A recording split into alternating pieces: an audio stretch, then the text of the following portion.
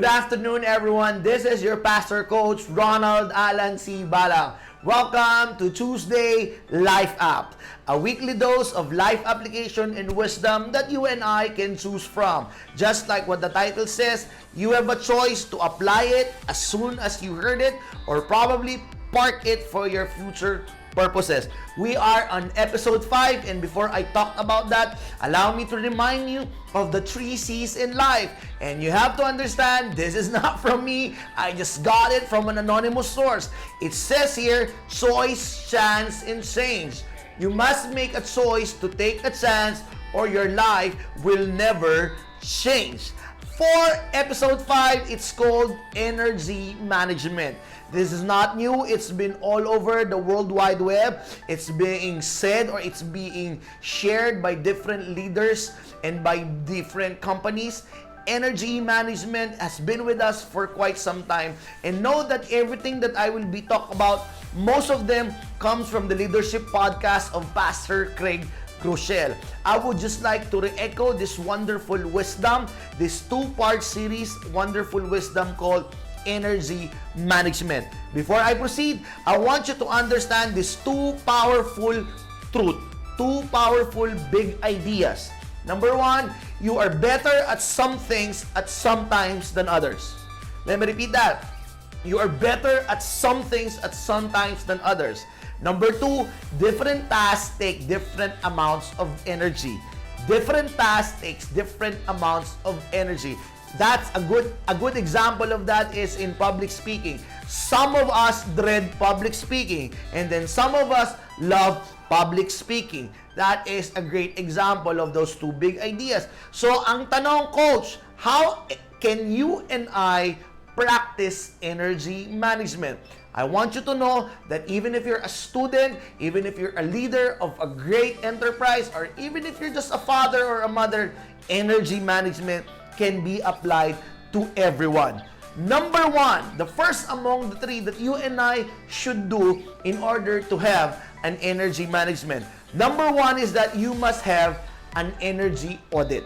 Now, this is not what the accountants or some CPAs are doing. An energy audit can be done by each and every one of us by answering these 2 questions. What drains you and what sustains you? What drains you and what sustains you? Of all the activities that you are doing every day, of all the things that you are facing every day, I want you to identify what drains you and what sustains you. What sustains you means these are the activities that even if you spend a lot of hours, you're still energetic. Meaning to say, you enjoy doing it. And after doing that, you feel, is there anything more? That is the activity, or those were the activities that sustains you. And of course, what drains you? Those were the activities that sap the life out of you. If an activity sustains you, if it's to the maximum level, put positive 2. If it's just okay, put positive 1. If an activity drains you, it really drains the life out of you, the energy out of you, put positive 2. Put negative 2 and then put negative 1. So that's number 1, energy audit. The second thing, if you identify what sustains you, of course, you keep on doing that. If you identify the things that drains you, it's time for you to do the ADE. What's ADE? Identify those tasks that you can automate, delegate, or eliminate. Let me repeat that. Identify the things that you can automate, delegate, or eliminate. If you are a big enterprise, I think you should hire someone that can automate your response to your emails. If you're just a simple person or if you're just running few people, then please pick something among the things, the task that drains you, delegate it. And please be courageous to eliminate those things that no longer serve its purpose in your organization or probably in your goal. That's the second thing. Automate, delegate, and eliminate. And the third thing that I'm talking about is this. You need to find your rhythm in working. Meaning to say, you need to identify the rhythm of your peak production. Ako, I want you to know, I'm a morning person. If it's morning, I can accomplish a lot of things. I cannot accomplish anything that goes beyond 2 p.m. to 5 p.m. Meaning to say, it's really energy draining from me. So there you have it. Energy management. Number 1, make an energy audit. Identify what sustains you and what drains you.